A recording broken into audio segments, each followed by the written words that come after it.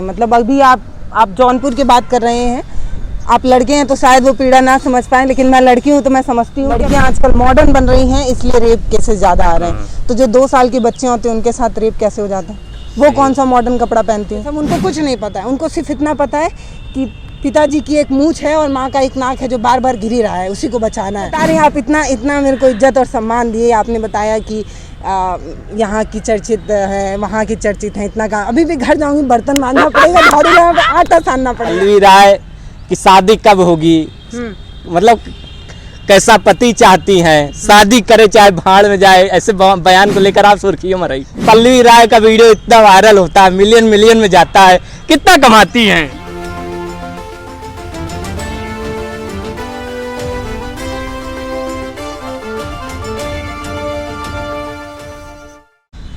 नमस्कार दोस्तों, मैं हूं प्रमोद गुप्ता और आप देख रहे हैं जय भारत न्यूज।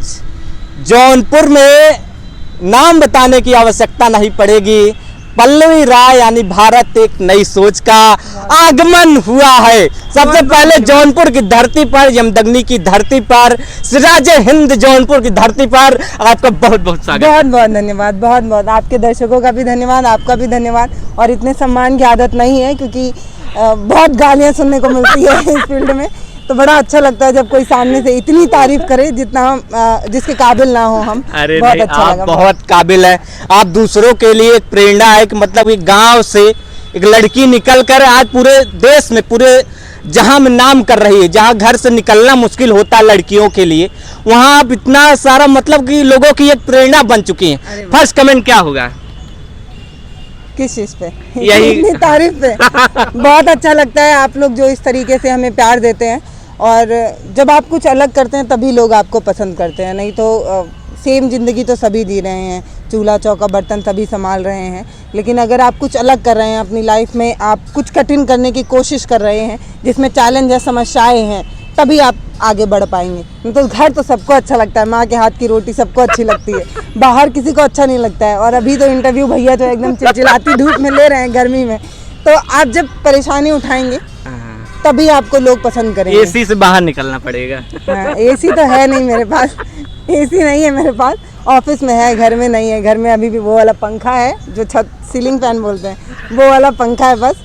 ऑफिस है, ऑफिस में है एसी। लेकिन आप एक गांव से निकली मैम, तो क्या कुछ कहानी रहेगी, थोड़ा संक्षेप में बताइए कि मतलब कैसे आप, जहां एक तरफ लड़कियों को निकलना घर से मुश्किल, आपके लिए क्या मुश्किल था उस समय? मेरे लिए भी बिल्कुल आसान नहीं था, किसी भी लड़की के लिए आसान नहीं होगा।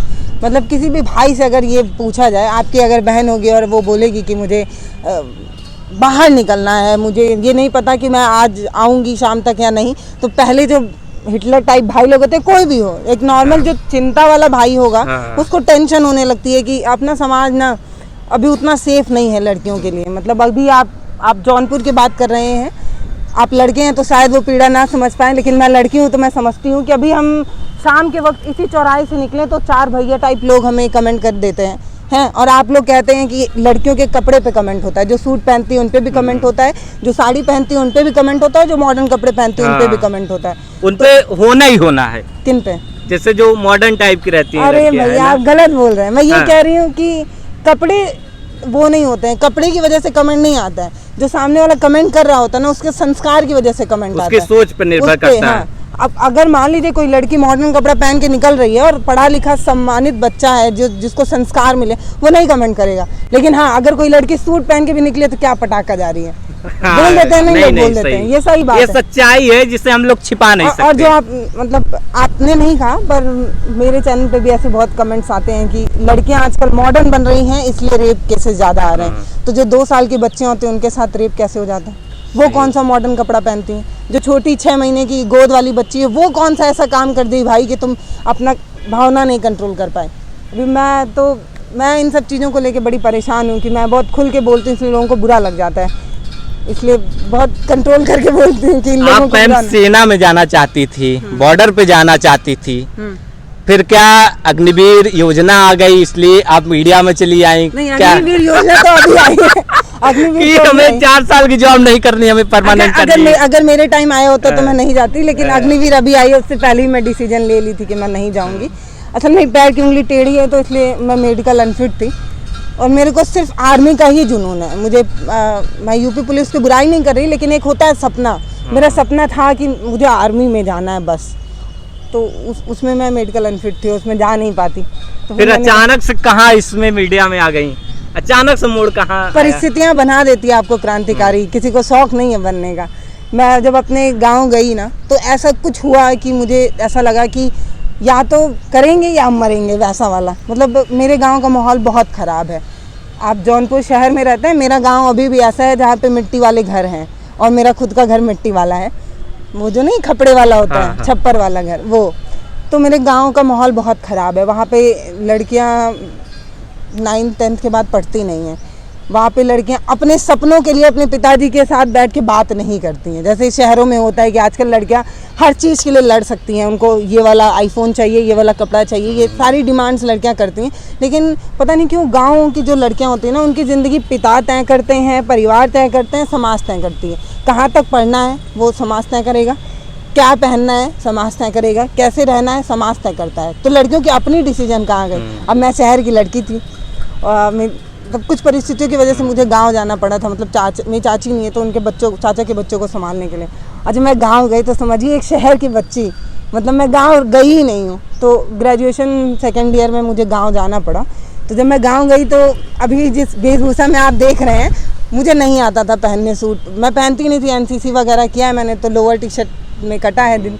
तो जब मैं गांव गई तो लोग मेरे कपड़े को लेके बहुत कमेंट करते थे कि अरे शहरी लड़की है ना, हई है ना, हऊ है ना। मतलब मैं अच्छा भी करने की कोशिश करती थी, तब भी लोग एक लेबल लगा देते थे, चिपका देते थे कि मतलब एक गांव में एक ये स्टीरियोटाइप चीज़ है कि शहर की लड़कियां बदतमीज़ होती हैं। तो मेरे पे ये लेवल लग गया था ऐसे ही कि मैं बदतमीज़ हूँ और बदजलन हूँ, ऐसा कुछ। मतलब ऐसे, मतलब अगर बच्चे बाहर, मेरे चाचा के बच्चे क्रिकेट खेल रहे हैं, अब हम लोग का माहौल ही वैसा रहा है, मतलब शहर में रहे, मम्मी कभी टोकी नहीं, तो उन सबों के साथ क्रिकेट खेलने चली जाऊंगी मैं, गुल्ली डंडा खेलने तो वहाँ चली जाती थी मैं।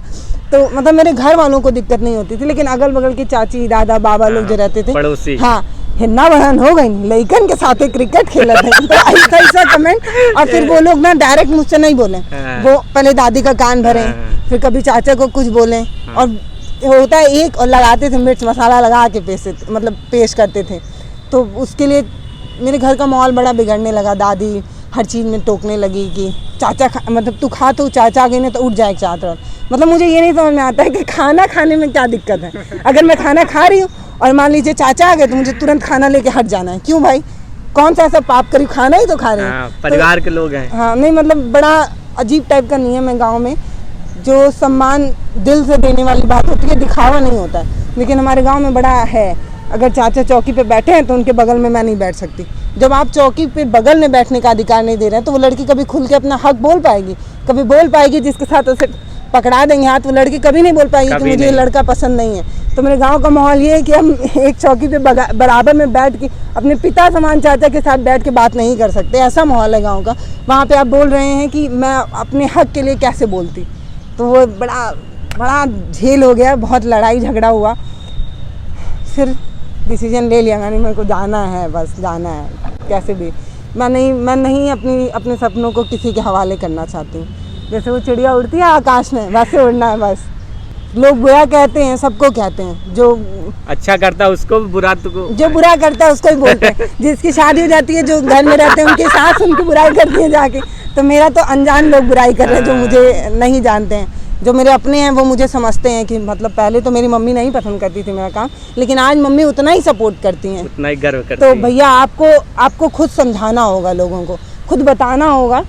हर कदम पे आप पर उंगलियां उठेंगी, हर कदम पे आप पर सवाल खड़े होंगे, लेकिन आपको इतना मोटिवेट रहना है कि सामने वाला कुछ बोले, मुंह से जवाब देने से अच्छा है काम से जवाब देना है। क्या बात तो है। काम से मैंने जवाब दिया है, और जवाब दी हूँ तभी आप इंटरव्यू ले रहे हैं। तो अगर मैं किसी काबिल नहीं होती तो मेरे को भी पूछा नहीं जाता। क्या तो बात है। अच्छा मैम, आप ग्राउंड रिपोर्टिंग ज़्यादा करती हैं, मतलब कि गांव के बच्चों को गांव में आप जाती हैं, बिहार जैसे राज्य में जाती हैं, उत्तर प्रदेश, आप जौनपुर में भी आई। तो इस दौरान ग्राउंड रिपोर्टिंग के दौरान क्या क्या समस्याएं आती हैं, जैसे दर्शकों को ये भी बताइए। हाँ, हम जाते हैं कहीं स्टोरी ही नहीं कर लेते, वहाँ हमें बहुत कुछ झेलना भी पड़ता है। देखिए मेरे को ज़्यादा दिक्कत नहीं होता है क्योंकि मैं गांव से निकली हूँ, पर थोड़ा थोड़ा जो चाचा लोग ले लेते हैं, उनसे हो जाता है। उनको आप समझाते रहिए वो समझेंगे ही नहीं। मतलब थोड़ा ड्रिंक कर लेते हैं जो चाचा लोग, उनसे थोड़ा दिक्कत हो जाता है, वो लोग नहीं समझते हैं। और ज़्यादा कुछ दिक्कत नहीं होता। दादी चाची लोग तो अपनी ही हैं, उनसे बतियाने में अच्छा लगता है, उन लोगों को भी अच्छा लगता है। बड़ा अच्छा लगता है जब मैं किसी गांव में पहुंचती हूँ और कोई दादी या चाची में से ये बोल दे कि बहनी लगबे नहीं करेला कि रौरे शहर से आइल हैं, तो ये इतना अच्छा लगता है सुन के कि मतलब मेरे को लोग अपना रहे हैं, मेरे को लोग प्यार दे रहे हैं। थोड़ा चाचा लोगों से दिक्कत हो जाती है, ड्रिंक वाले चाचा, बाकी और कोई दिक्कत नहीं होती। उनसे भी दिक्कत क्या है, बस वो ज़्यादा बतियाने लगते हैं। तो ये होता है, अच्छा लगता है मुझे, कोई ख़ास दिक्कत नहीं आती है। दिक्कत अगर कहीं आती है तो जब आप किसी की बात काटेंगे ना, कोई मतलब आजकल का समाज जो है ना, जैसे पत्रकारिता की बात करें तो आजकल हर जगह पत्रकार हैं, हर जगह, कहीं भी आप कहीं भी चले जाइए आपको नहीं तो 50-60 पत्रकार मिल ही जाएंगे। उन पत्रकारों में कुछ लोग अच्छा काम कर रहे हैं, बहुत अच्छा काम कर रहे हैं, आप बहुत अच्छा काम कर रहे हैं, लेकिन कुछ लोग ऐसे होते हैं जो इस पेशे को बदनाम करने में लगे हुए हैं, बस खाली पैसा चाहिए। और जिस तरीके से रिपोर्टिंग का जो लेवल होता है कि मतलब अपने खुद प्लस खाए हुए हैं और इस किसी स्कूल में पहुंच गए और किसी टीचर से बदतमीजी से बात कर रहे हैं, अगर टीचर पलट के उनसे सवाल कर दे तो उनका कितना एजुकेशन है, उसी समय पत्रकारिता रोज़ नीलाम हो रही है, आप ऐसे समझिए। और उस फील्ड से मैं भी जुड़ी हुई हूँ, उस फील्ड से मैंने लड़ाई लड़ के अपने घर वालों से, अपने समाज वालों से लड़ाई लड़ के मैंने ये पेशा चुना है।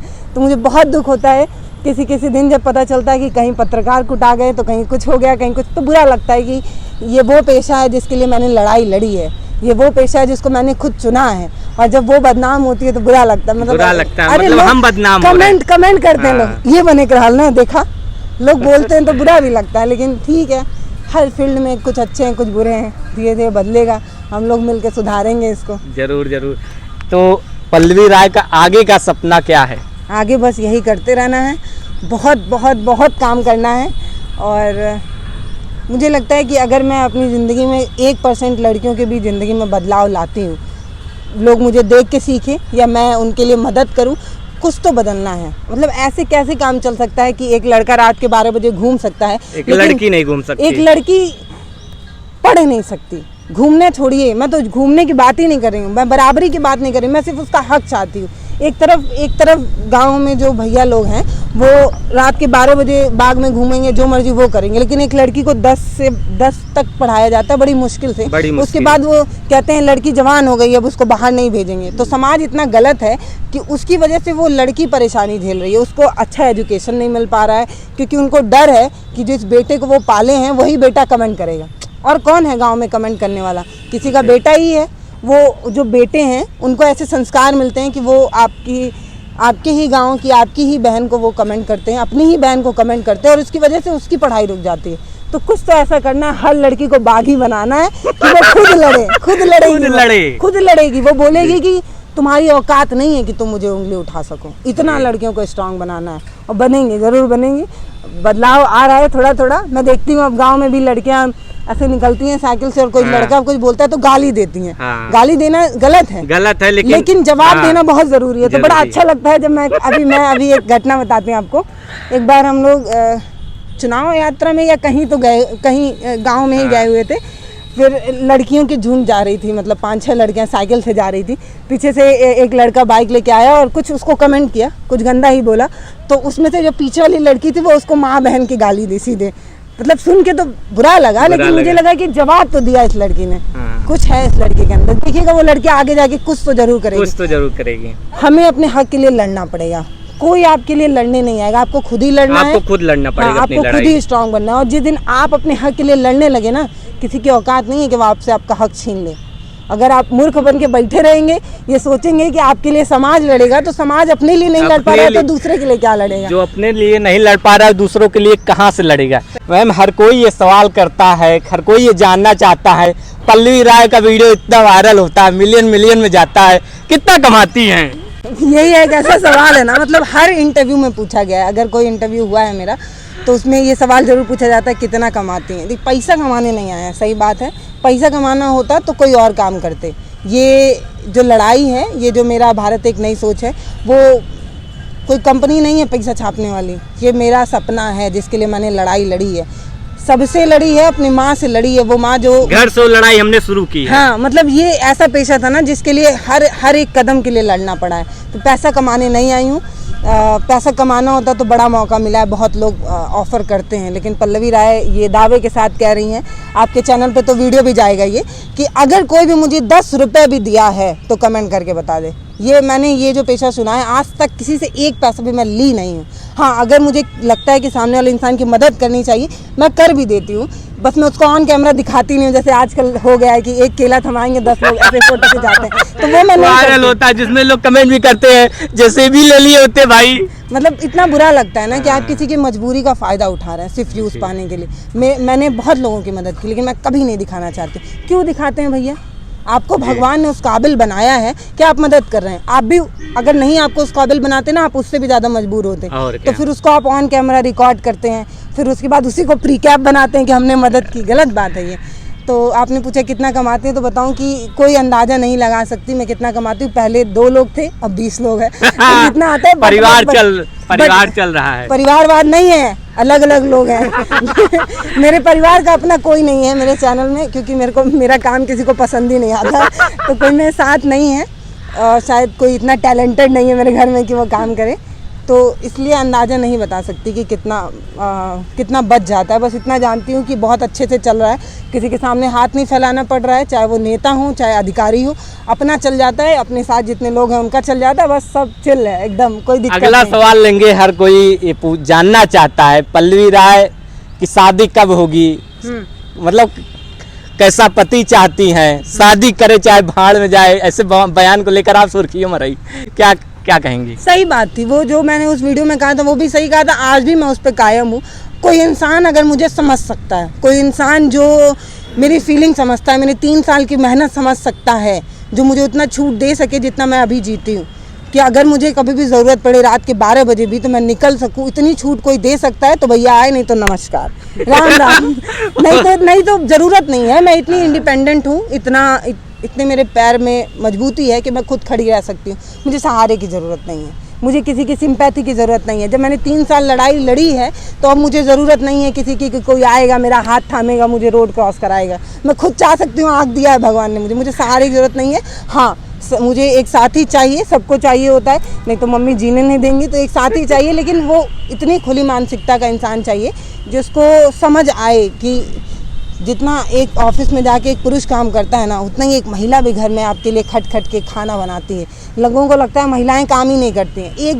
एक महीने दिमाग सही हो जाएगा अगर आके घर का काम कर लें, झाड़ू पोछा बर्तन। और जब पति आते हैं ऑफिस से लौटते हैं तो मुस्कुराते हुए उनके लिए चाय ले जाना और पानी पहुंचाना, वो किसी को नहीं समझ में आता। एक नौकर से बदतर ज़िंदगी होती है महिलाओं में जो गृहस्थी संभालती है, लेकिन उनकी कोई वैल्यू नहीं है। साहब ऑफिस में गए, कंप्यूटर खिटर खिटर खिटर खिटर करके आ गए तो उनका रोब होता है। तो बस उतना ही हमें भी इज्जत चाहिए। अगर एक पुरुष कमा रहा है और एक पत्नी कमा रही है तो दोनों को बराबर आका जाना चाहिए। इसलिए नहीं कि आप पुरुष हैं तो आपका ज़्यादा इज्जत हो और एक महिला का मेहनत ना आका जाए। महिला का भी सम्मान होना चाहिए। महिला भी मेहनत करके आती है। धूप में यहाँ खड़े हैं लेकिन अभी हमें कोई वैल्यू ही नहीं मिल रहा है। घर जाके अभी मैं बता रही हूँ, आप इतना मेरे को इज्जत और सम्मान दिए। आपने बताया कि यहाँ की चर्चित है, वहाँ की चर्चित है, इतना काम। अभी भी घर जाऊँगी बर्तन मांजना पड़ेगा, झाड़ू लगाना, आटा सानना पड़ेगा।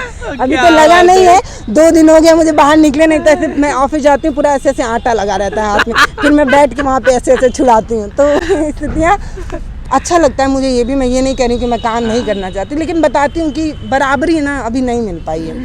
मैं इतना पहुँच गई हूँ और मैं यहाँ पे बराबरी मांग रही हूँ। जो गाँव में लड़कियाँ हैं वो बहुत नीचे हैं, 9th में पढ़ती हैं और अभी से अपने ससुराल के लिए बक्सा तैयार करती हैं। तो उन लड़कियों का क्या, जो ये समझ ही नहीं पाई कि हॉल जैसी चीज़ भी होती है, पिक्चर देखना भी कुछ होता है। उनका क्या, उनको नहीं पता है कि कैसे रात में लड़कियां घूमती हैं, ये सब उनको कुछ नहीं पता है। उनको सिर्फ इतना पता है कि पिताजी की एक मूंछ है और माँ का एक नाक है जो बार बार गिरी रहा है, उसी को बचाना है। तो वो लड़कियां अपनी पढ़ाई छोड़ रही हैं, अपने सपने छोड़ देती हैं। आप किसी भी गांव की लड़की से पूछे, मेरे गांव में जाके पूछेगा, आपका नहीं मुझे पता। लड़कियों का कोई एम नहीं है, कोई सपना नहीं है। बस उनको ये पता है कि 9-10 कैसे भी पढ़ना है, पिताजी कहीं जहाँ तय कर दें वहाँ शादी कर लेनी है, बच्चे पैदा कर लेना, फिर उनको पढ़ा लेना। ऐसे थोड़ी बदलेगा, ऐसे थोड़ी आपका भारत स्ट्रांग बनेगा। जब लड़कियां भी लड़ेंगी, लड़कियां भी कंधे से कंधा मिलाकर आगे बढ़ेंगी, तभी भारत आगे बढ़ने वाला है। सिर्फ पुरुष नहीं संभाल पाएंगे, औरतें भी करेंगे काम, तब आगे बढ़ेगा। क्या बात है। ये तो पल्लवी राय जी थी जो लगातार लड़कियों के हक के लिए, गरीबों और मजलूमों के लिए लगातार लड़ रही हैं। और इतना बड़ा चैनल इन्होंने 3 साल में खुद के दम पे बनाया है, जो लोगों के लिए प्रेरणा बन चुकी है। प्रमोद गुप्ता, जय भारत, जौनपुर।